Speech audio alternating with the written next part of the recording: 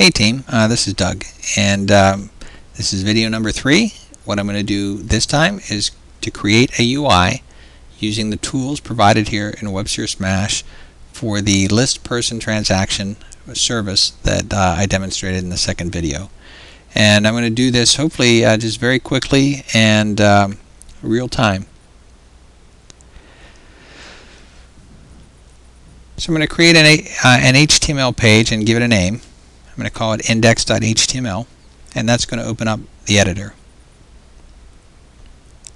And just like when we were looking at the resource model editor before, we will have the choice of looking at the source code, which this is the default template of source code that gets generated, or we can work in a visual environment, which is certainly more preferable to me.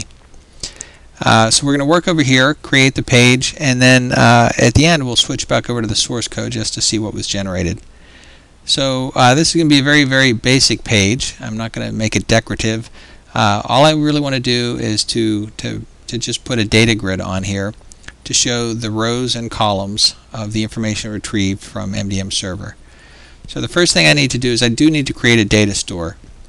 So a data store is just a logical abstraction for data. This is a page that's going to display data in rows and columns, and so it really needs to have a data store. The key thing is to properly point it to the resource model, in this case person model. That's what we've been working with. Okay, so I have created the data store. Now I do need to put a visual element on the page, and I'm just going to put one on the page, and that's a data grid.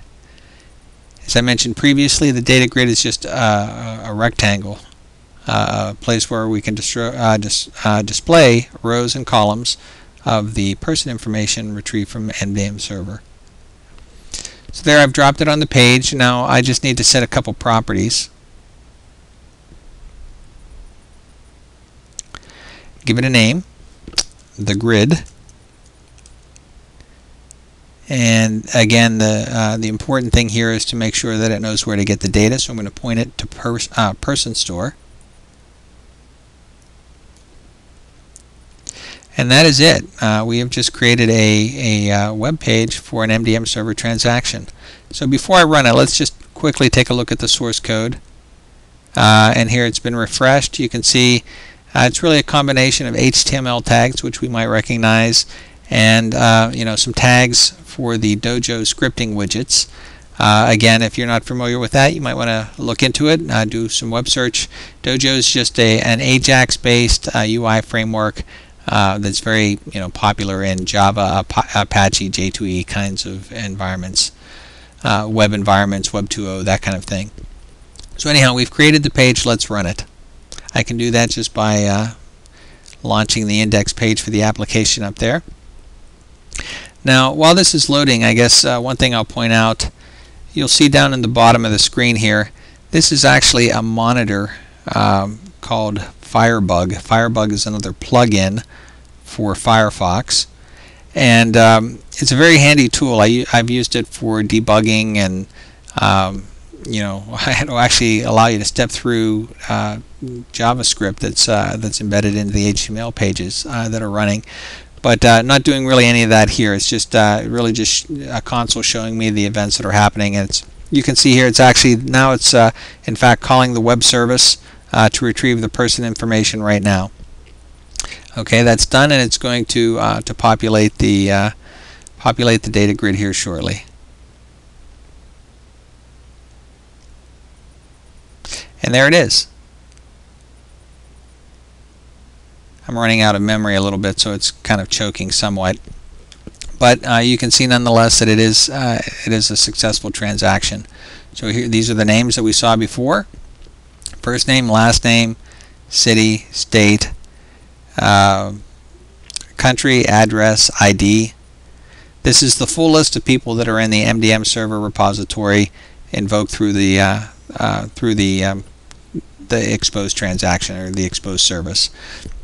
Anyway, that's it. I mean, there's a few nuances I could mention here.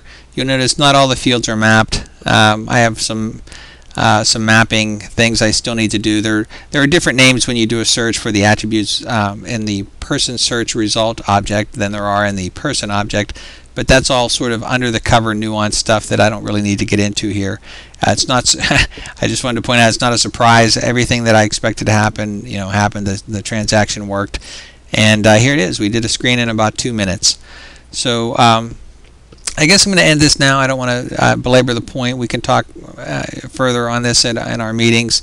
The key thing here is that this UI was quick, but this isn't the only UI that we can support.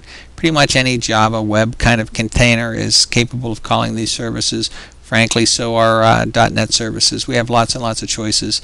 Over time, I can show you a little bit more about the configurability, but what I really wanted to do just in this third video was to show you a UI generated from the service, and I've done that.